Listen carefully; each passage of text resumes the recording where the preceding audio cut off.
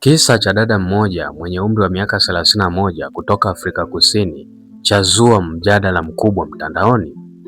Kisa hicho kimezua mshangao mkubwa baada ya kuonekana dada huyo akipata mabadiliko ya haraka ya mwili yanayofanana na kuzeeka kwa ghafla.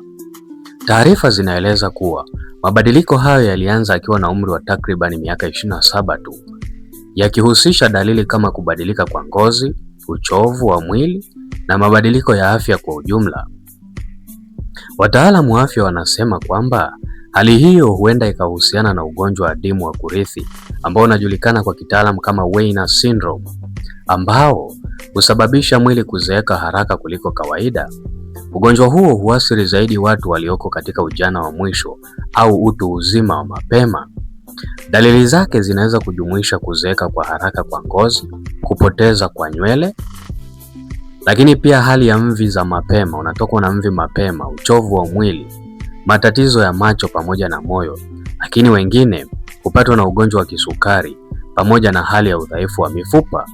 Wataalamu pia wanasisitiza kuwa hali hii haina uhusiano kabisa na imani za kishirikina, bali ni changamoto ya kigenetics inayohitaji uelewa wa kisayansi na huruma kwa wagonjwa.